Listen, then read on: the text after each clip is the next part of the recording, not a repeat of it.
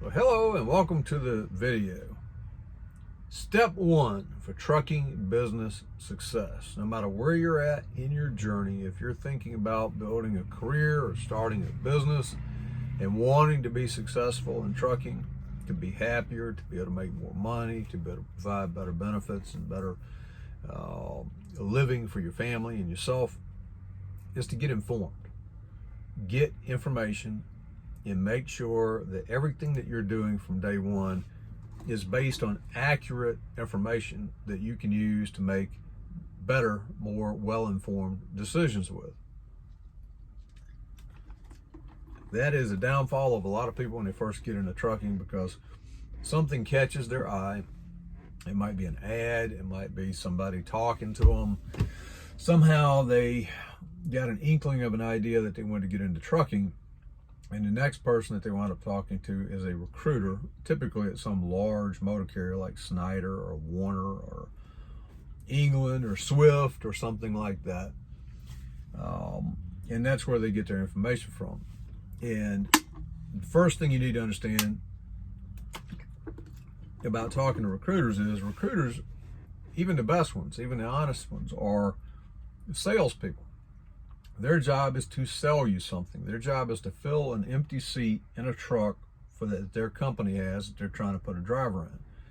So they're going to, at a minimum, accentuate all the positives and probably significantly downplay or completely omit some of the major negative things that you need to be well aware of and consider to be able to make a good decision for yourself and your family. So that's a key right there. Don't just get your information from recruiters. Obviously, you're going to need to talk to recruiters at some point once you narrow down what companies that you're interested in. But you need to always remember, when you're talking to a recruiter, take everything that they say with a grain of sand, a grain of salt, or a grain of something. It's not likely to be the complete and accurate picture. Just keep that in mind. Having said that, I was a recruiter for well over a decade for a mid-sized company that I helped build from about 40 some odd, a little less than 50 drivers or so, up to well over 125 drivers. And I never forgot, having been a driver myself first, and anytime I talked to somebody, I tried to tell them as accurate of a portrayal of what they were getting themselves into as I possibly could, because I wanted it to be a presentation and information provided as though I were sitting on the other side of the desk receiving that information, and what I wished that I had gotten when I was doing that with another company or another couple of companies early on in my career. And that meant sometimes telling people things they did not want to hear, because it's the truth. You know, like for example, there are some people that wanted to come to work with a particular company that, like, I don't want to run here, I don't want to run there, I don't want to run to New York City, I don't want to go into Philadelphia, I don't want to go into Pittsburgh, I don't want to go into Washington, D.C. Sometimes a recruiter say, oh yeah, you don't have to worry about that, just to get somebody to come in, knowing full well that's not true. And what I would tell people is, I hear you, I understand, I respect that decision, but if that's the case, you're not going to be able to work for this company, because they very well may require you to run to any or all of those places, and it's a condition of employment. So I don't want there to be a butting of heads, and for you to be upset when that day comes, if it comes. It's not some places the company went on a day-to-day basis, but it is, all of those places are places that went from time to time. So that's one example, and most recruiters are not going to tell you that. They're going to, like, oh yeah, you don't have to worry about that. We don't go there hardly at all. Let's just go ahead and get your paperwork done and get you signed up.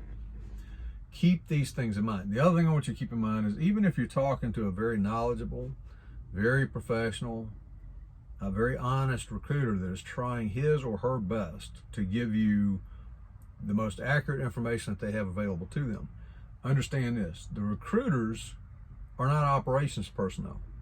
They do not typically dispatch you. They typically don't have anything to do with your actual load assignments. They don't have anything to do, in a lot of cases with larger companies, don't have anything to do with you at all once you have been approved and are scheduled for orientation.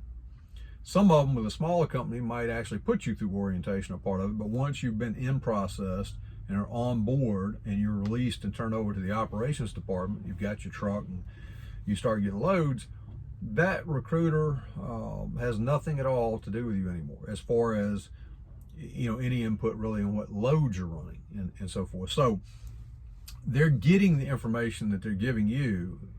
If it's accurate and honest, they're getting it from the operations management personnel. They're getting it from other people within the company. Even if those people are providing that recruiter with accurate information at the time, another thing you need to understand about trucking is it is dynamic. It changes. It changes sometimes on a day-to-day basis, and it's highly competitive. So the company is constantly going to be doing whatever it needs to do or what it thinks it needs to do to generate revenue, to make money. So that means that operations can change. That means loads change, where you run to changes, possibly even your days out, that sort of stuff. So you need to be prepared for that. If there are things that change that you can tolerate and are willing to tolerate, cool, you stay there. If they're not, then you're going to need to be prepared to leave that company and let them know, say, hey, I hear you, I understand you had to do what you had to do to meet your business needs, but I have to do what I need to do to meet my own needs and my family's needs, and this is not what I signed up for, so I'm going to be leaving next week or tomorrow or whatever. That brings up another point too. The old adage in typical business was give 2 weeks notice. In trucking, that's BS. A trucking company decides to cut you loose is not going to give you any notice at all. And really, you don't need to give a trucking company 2 weeks notice. What you do need to do, however, is do not ever quit under a load. Do not ever abandon equipment. So if you're on a load, finish the load up, but tell your dispatcher, say, hey, I'm running this load. Don't book me on anything else after that. I'm coming back to the terminal, turn the truck in, and I'm done. I'm not running any more freight for this company. I'll be leaving tomorrow or day after tomorrow or next week. Whatever it is that you want to do, just complete at least the assignment that you've already accepted, and return their equipment to wherever it is they want it returned to, and document all the things that you do with that. It's all that's necessary. And also do it professionally. Don't get upset emotionally and get mad and give everybody a piece of your mind on the way out the door. Even if you think they did something wrong, just shake hands and walk away friends and move on to the next company. You'll have a lot better career and better success that way. And that's a professional way to handle it and a business way to handle it. All right, back into getting your information. How can you get information? Do research. Take some online courses. I've got quite a few courses on Udemy.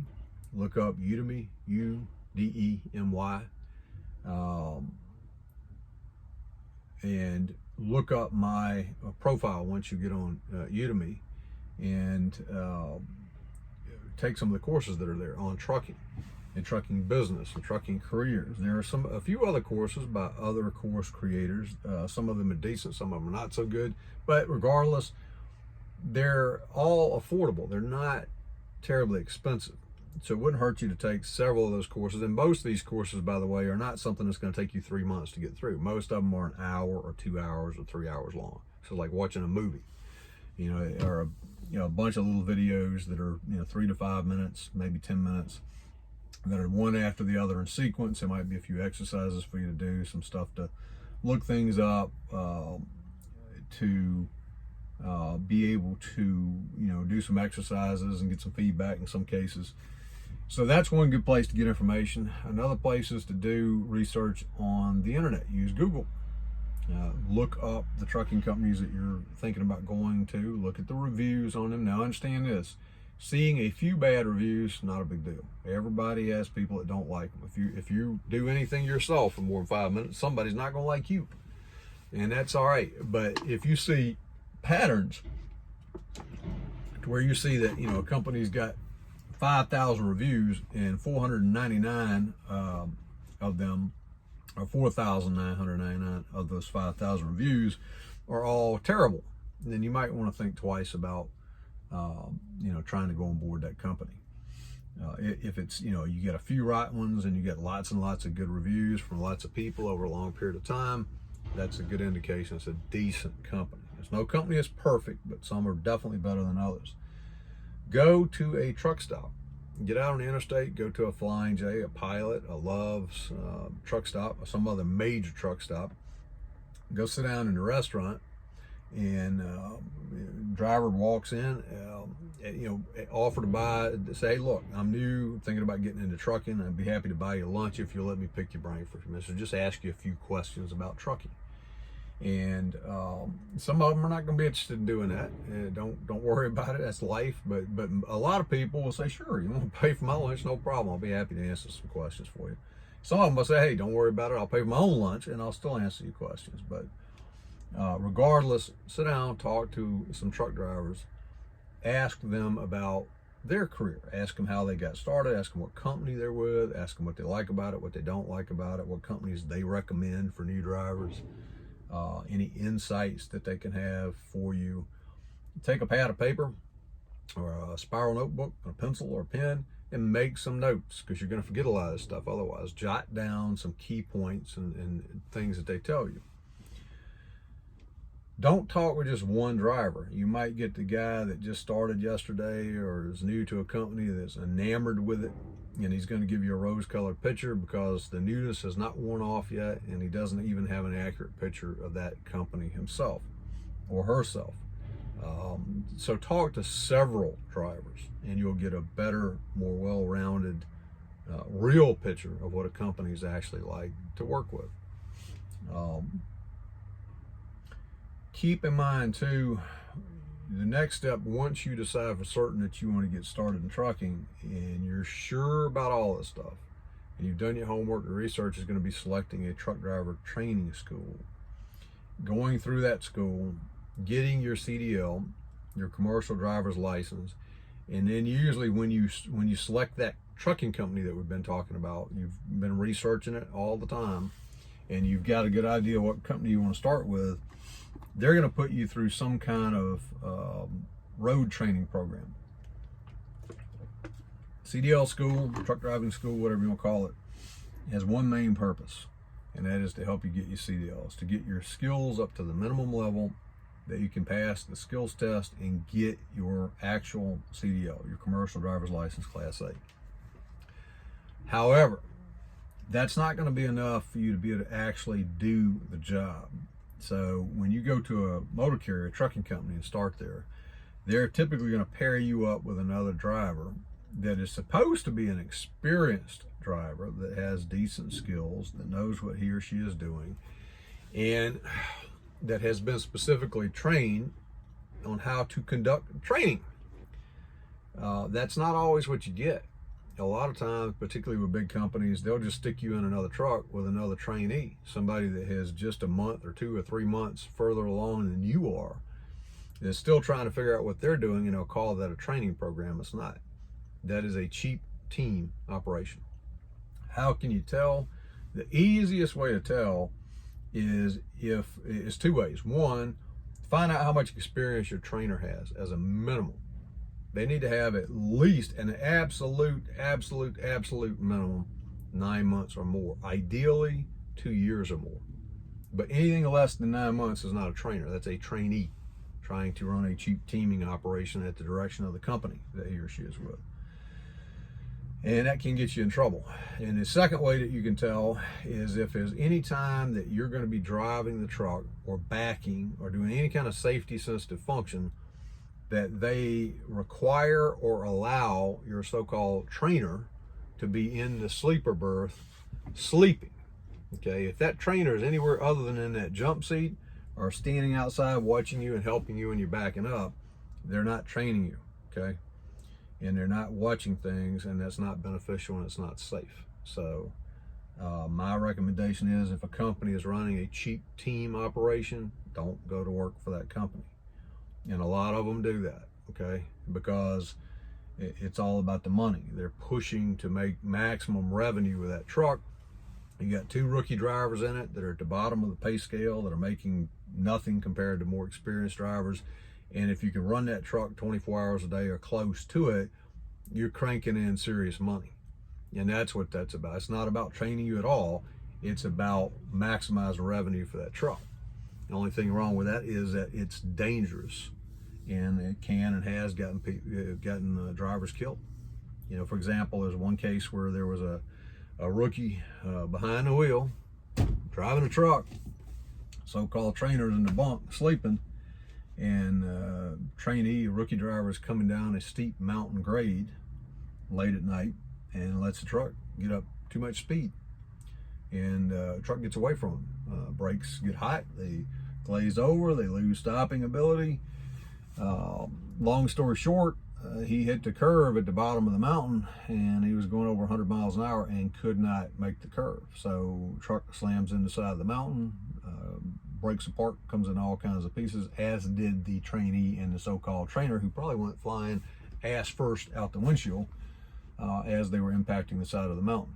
Now, it's graphic, it's unpleasant to hear, but it would be a heck of a lot more unpleasant for you to go through and experience that. So that's why I don't like rookies training rookies. You need to have a professional training program with a professional company that actually does give a flip about their training program and producing safe, long-term, mutually beneficial relationships with their drivers, and not just trying to exploit them and make as much money as possible by pushing them as hard as they can as they come through the door. So keep those things in mind. Take a look at those courses I told you about. You can get on Amazon, read some ebooks. I got a couple of ebooks on there. Lots of other people have ebooks on there. Some of them are good, some of them are terrible. Same thing, don't get everything from one, read several of them. Not gonna kill you, not gonna take that long of a period of time, and they're not that expensive. It's a few dollars and a few hours, if that, of your time. Talk to the drivers, and finally, again, talk to the recruiters, but do keep in mind all the things I've already told you. Take everything that you hear from a recruiter with a grain of salt, or a spoonful of whatever. just keep in mind that it's again sales speak and not likely to be completely accurate. You'll be head and shoulders above the game starting out if you just do those simple things. And then the other thing is, once you've done all that research, make an informed decision on whether you want to pursue trucking or not. Trucking is more of a lifestyle than it is just a job, even when you're doing short haul stuff. Like today, I'm doing a load. I picked a load up in Pennsylvania, just barely in Pennsylvania, and brought it down to Martinsburg, West Virginia. And I'm sitting here waiting. I got one truck in front of me. As soon as he gets in the door and gets unloaded, and they'll unload this stuff. So you can spend a lot of time sitting. There are some things I can teach you about how you can use that to your advantage too, instead of just sitting around letting the clock slip by. There are things that you can do, such as affiliate marketing, such as making YouTube videos to build your own presence that you can use to help market other things that you might want to do later on, like teach online courses, write your own books, write your own ebooks. You know, a lot of people, when they first hear that, like, I can't write a book. I don't know about writing an ebook. You can do amazing things. And you can do a lot more than you think you can if you're willing to learn the basic fundamental skills that are necessary to do that. And you have a little bit of courage and just do it. So there are things that you can learn to do that you can turn that downtime into productive time while you're a driver. So we will cover some of that in some other videos on this channel, Trucking Business Success. I'd also recommend you go ahead and join our Facebook group by the same name, Trucking Business Success. We have some questions you have to answer. We try to keep out the spammers and the scammers and the other nefarious people. So that's what that's all about. Just, you know, read the questions, answer the questions, and then Abby administers the memberships there. She'll read through that, look at it, and she'll approve you. As long as you're a real human being, you're not a member of 5,000 other Facebook groups, meaning you're a spammer, and you answer all the questions, she'll let you in. So you can communicate directly with me there. You can also, if you take any of the classes that we have on Udemy, you can take those classes you sign up on Udemy, and you can also, once you become a student, you can join another Facebook group that I have for you called LD Sewell Student Support. So put that in your search and you can find that as well. I will begin putting links to that at the end of the lectures. You have to be a student to do that. I'm not sure if hopefully I spell this thing right to start with, but Udemy is UDEMY.com. UDEMY.com. Udemy. Different people say it different ways. I don't care how you pronounce it. What it is, it's an online course platform. It's a training platform. Lots of courses on there. Some of them are free, some of them are entry level, that are affordable. Some of them are on sale. Sometimes they're $10, $20, $30. I think almost all of them are less than 200. A lot of times even a $200 course will be on sale for 20, $30 or less than that. So it's extremely affordable to get some good information. So check out Udemy, take some courses, talk to the truck drivers, do the research, call and talk to the recruiters that you're interested in speaking with, and the school, same thing. When you're talking to school, that's still a recruiter. They're trying to recruit you into their training program. So same thing applies. Take everything with a grain of salt. Understand it's sales. Gather your information. Try to decide whether this is a career that you want to do. You're going to put in long hours. You're going to work weird hours. Some days you work in the middle of the night. Sometimes you're working them, later in the day. Chances are when you're first starting out, you're going to be gone overnight for multiple days at a time. It's not as bad as it used to be. It used to be typically pretty much everybody started in trucking was gone 2-3 weeks at a time for the most part. When I first started, that's how it was. I ran over the road and I was gone for 2-3 weeks at a time. I'd go home, I'd be home for 1 to 2 days, and then be expected to go right back out on the road and repeat the whole thing all over again. Didn't take me too long to figure out that I had a new home. My home was my truck number. And the other place that I used to call home was a place that I just visited once in a while. Not quite as bad as that anymore, but it is still going to be a big culture shock to you if you're used to being home every single day and you're going to be out for sometimes a week at a time. So there are still companies that do keep people out 2 weeks and longer at a time too, by the way. But most companies these days, if you live along a major route like 81 or 95 or any other major interstate where they're running up and down that all the time, and you live somewhere close off of that, typically you'll wind up getting by the house at least once, maybe twice, maybe more during the week. Depending on what you're doing, where you're going, you might have time to do your DOT break there, 10 hours or more, or you might only have enough time to run in and grab a sandwich and a shower, and then you got to keep moving. So there are things that you can do to maximize and benefit your time and to enjoy what you're doing more frequently. Do your homework, look into it, see if that's something that you want to do. Join our Facebook group, take some of my courses, connect with me, and I'll be happy to help you as you build your trucking career. Welcome again to the video, and welcome to Trucking Business Success, and I'll talk to you again soon in the next video.